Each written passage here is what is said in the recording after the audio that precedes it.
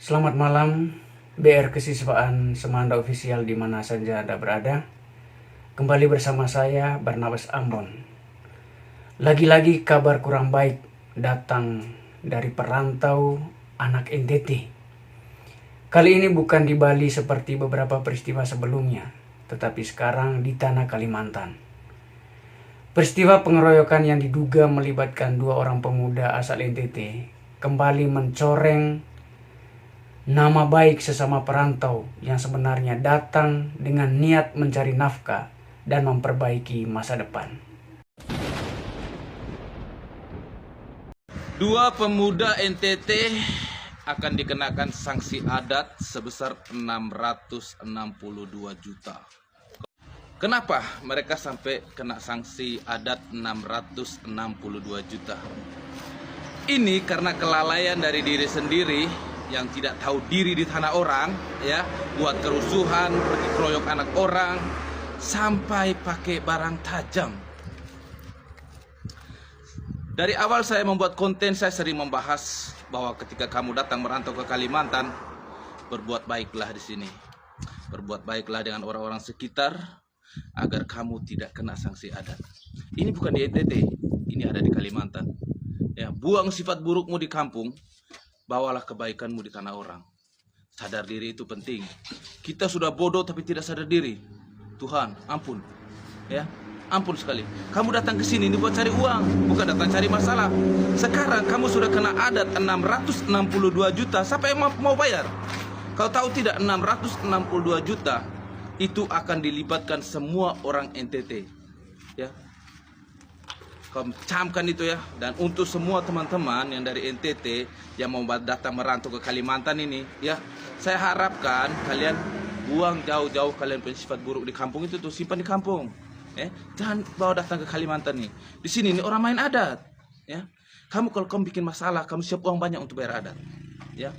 Nah, itu kamu kerja sia-sia. Kamu datang ke sini bukan cari uang, tapi kamu datang ke sini buang adat. Apa salahnya kalian hidup seperti kami nih? Ini di belakang saya ada teman-teman security dari Banjar, mereka dari Banjarmasin, orang asli Kalimantan.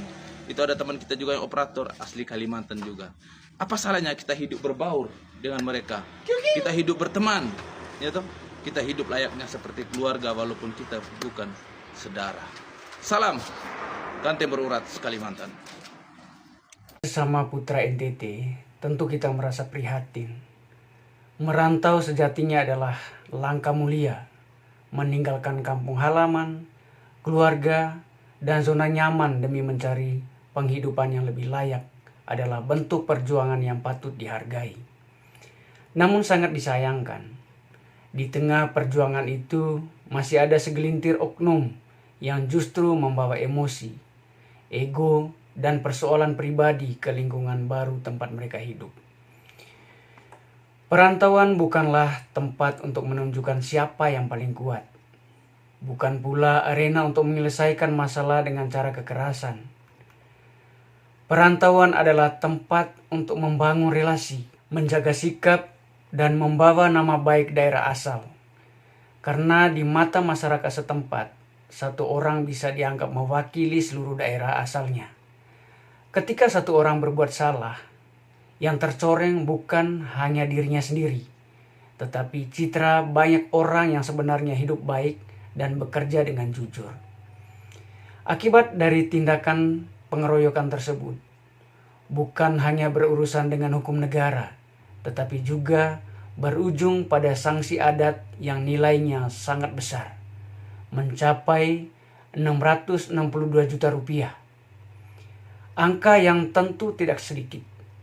Angka yang jika dipikirkan seharusnya bisa menjadi modal usaha, biaya pendidikan keluarga, atau membantu orang tua di kampung halaman.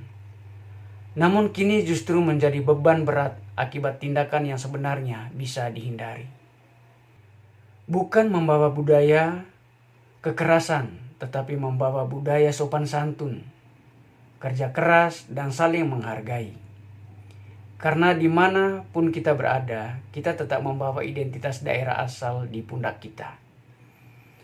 Semoga peristiwa ini menjadi pengingat keras bagi seluruh pemuda perantau, khususnya dari NTT dan dari daerah manapun di Indonesia, bahwa menjaga sikap jauh lebih penting daripada menjaga gengsi. Menahan emosi jauh lebih mulia daripada melampiaskannya. Dan membangun nama baik jauh lebih bernilai daripada mempertahankan ego sesaat.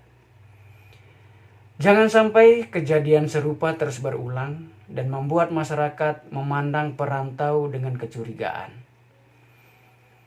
Karena sejatinya, lebih banyak perantau yang hidup jujur, bekerja keras, dan menjadi kebanggaan daerah asalnya. Mari jadikan perantauan sebagai tempat membuktikan kualitas diri kita, bukan tempat menciptakan masalah baru. Untuk itu sekali lagi, saya menghimbau kepada adik-adik saya yang merantau, yang berasal dari NTT, supaya tetap menjaga nama baik daerah asal kita, supaya kita juga dihargai oleh orang di daerah tempat kita berada. Jadi sekali lagi adik-adik, di pundak kita tetap membawa nama baik daerah NTT. Sebelum saya akhiri narasi ini, kita sama-sama menyaksikan kronologis peristiwa pengeroyokan yang dilakukan oleh 2 orang pemuda dari NTT kepada pemuda yang berasal dari Kalimantan sebagai penduduk lokal. Selamat menyaksikan. Gara-gara ulah ke-5 oknum dari Sumba Barat Daya, akhirnya warga NTT di Kubar atau Kutai Barat, Kalimantan Timur didenda sebanyak Rp62.200.000. Seperti apa ceritanya? Ceritanya seperti ini. Pada tanggal 17 April 2025, saat itu sekelompok warga dari Sumba Barat Daya sedang melakukan minum-minum sambil memutar musik di sekolah di salah satu tempat di Kutai Barat. Lalu ibu pemilik kos itu keluar dan menegur mereka baik-baik dengan mengatakan agar menurunkan volume musik. Saat itu mereka masih dengar. Kemudian ibu itu pergi dan setelah itu mereka mengeraskan kembali volume musik itu. Lalu ibu itu datang lagi untuk menegur mereka. Kemudian ibu itu kembali lagi dan setelah itu musik juga masih dikencangkan sehingga ibu itu datang lagi, sehingga mereka akhirnya tidak terima karena ditegur. Mereka pun marah-marah. Lalu akhirnya anak dari ibu itu pun keluar dan membela ibunya dan menegaskan permintaan mereka supaya musik itu dikecilkan dan mereka tidak boleh teriak-teriak begitu saat mereka aktivitas minum itu. Tidak terima ditegur, akhirnya anak dari ibu itu pun dianiaya. Saya dengar ada 4 orang yang dianiaya dan 2 orangnya itu sampai mengalami cedera serius, cacat permanen. Akibat dari kejadian itu akhirnya para korban itu harus dilarikan ke rumah sakit.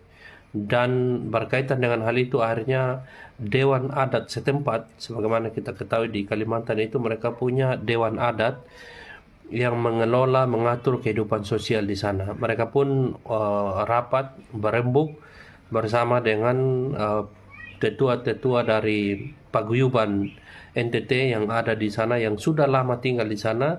Lalu mereka akhirnya memutuskan untuk melakukan denda adat, di mana seluruh komunitas Nusa Tenggara Timur yang ada di Kutai Barat ikut terlibat harus menanggung denda adat itu, di mana tuntutannya adalah mereka harus membeli guci sebanyak 1.600 sekian lah, seperti itu, di mana harga satu guci itu 400.000, sehingga ketika dikonversi uang yang harus dikeluarkan untuk membeli guci-guci itu kurang lebih Rp662.200.000. Nah, waktu itu akhirnya mereka sepakati untuk menyerahkan uang itu. Mereka minta waktu, saya lupa persisnya berapa waktu mereka minta pihak pengurus dari paguyuban. Namun sampai di waktu yang ditentukan ternyata uang yang dikumpulkan itu baru 71 juta. Uang itu didapat dari seluruh masyarakat NTT yang bekerja di perusahaan-perusahaan sawit yang ada di Kutai Barat, termasuk juga dengan para orang tua dari NTT yang sudah tinggal lama di sana, berkeluarga, beranak cucu di sana, ikut juga menyumbang untuk menggenapi tuntutan adat itu.